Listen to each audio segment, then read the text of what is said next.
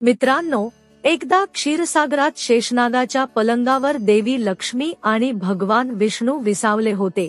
तेव्हा लक्ष्मीने भगवान विष्णूंना विचारले, हे भगवान, आज माझ्या मनात एक शंका उत्पन्न होत आहे।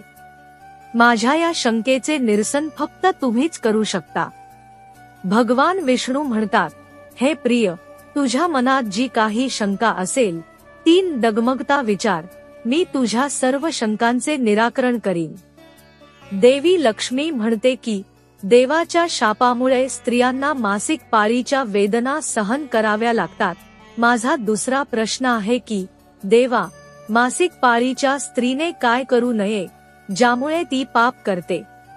भगवान विष्णू म्हणतात, हे देवी, आज तू मानवजातीच्या कल्याणासाठी खूप चांगला प्रश्न विचारला आहेस। तुझ्या या सर्व प्रश्नांची उत्तरे देव शर्मांच्या या प्राचीन कथेतून मिळतील। ही महान कथा ऐकून सर्व ही कथा पती पत्नीने कितीही लक्षपूर्वक ऐकली तर त्यांना सौभाग्य प्राप्त होते।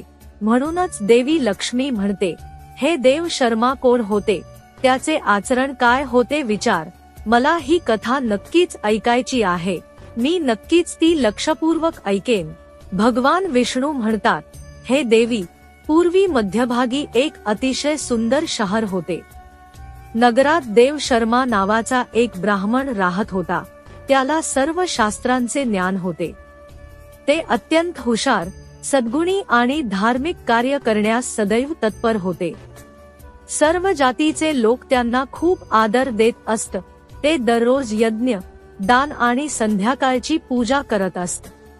देव शर्मा यांच्या पत्नीचे नाव भगना होते। ती एक अत्यंत सद्गुणी चारित्र्याची आणि देशभक्तीची अनुयायी होती।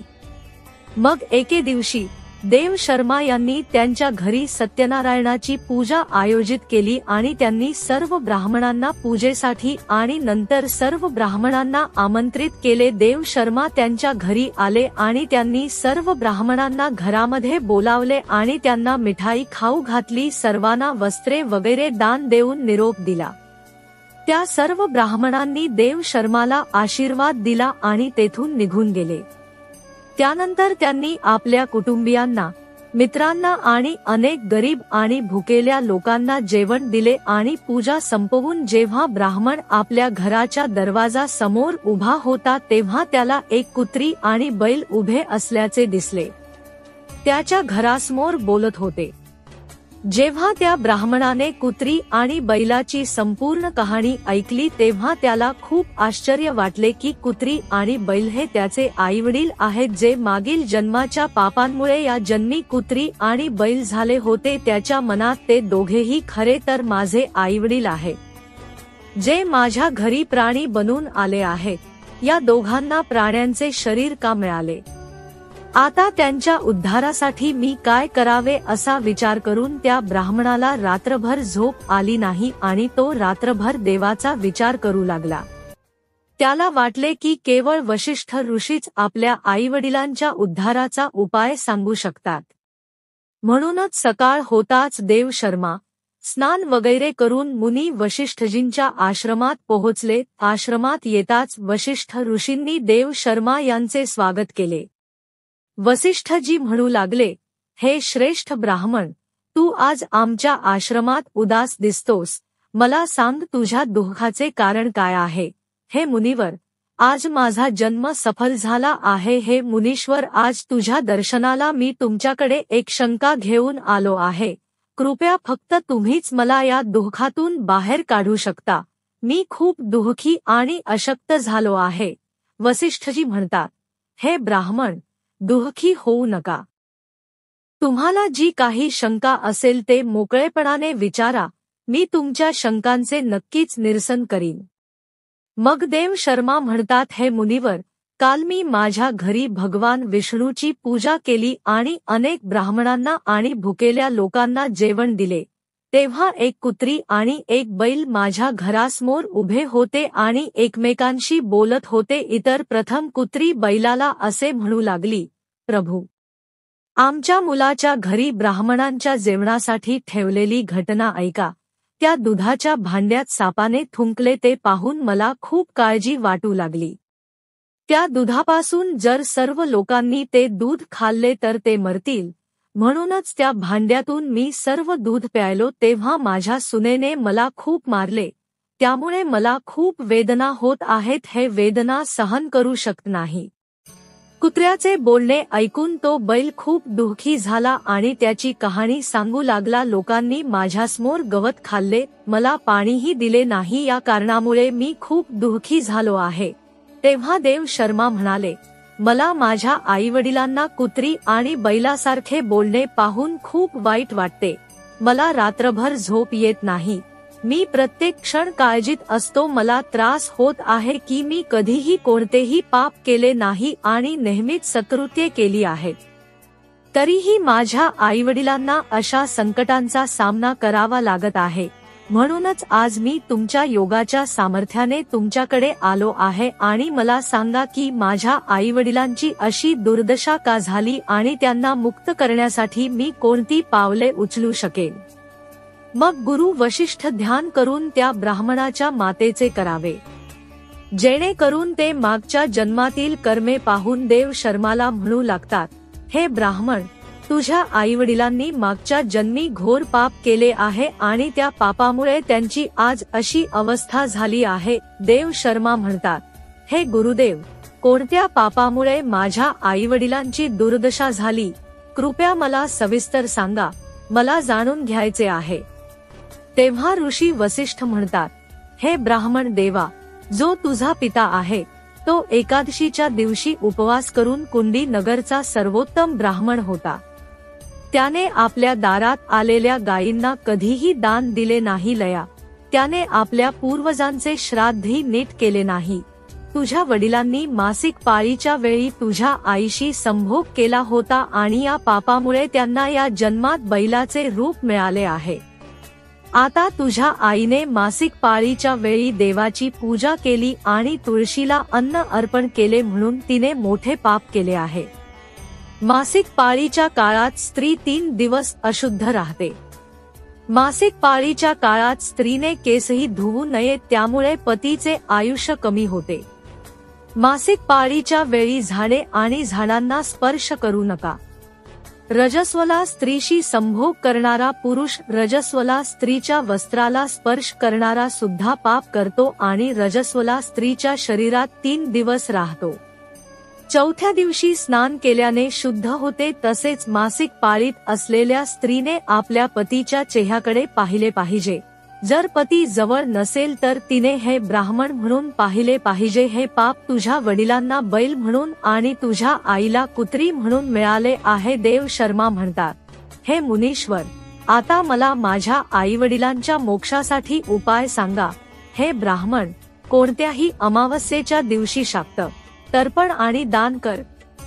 गायीची सेवा करा आणि आपल्या आई वडिलांच्या उद्धारासाठी देवाला प्रार्थना करा आणि मग त्याचे आईवडील सर्व पापांपासून मुक्ती मिळवा. हे देवी, मी वरदान दिले आहे.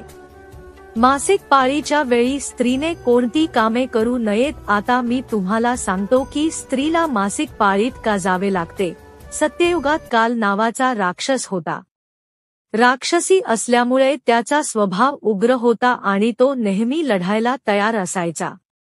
मग एके दिवशी वृत्रासुरासह सर्व राक्षस स्वर्गावर आक्रमण करू लागले.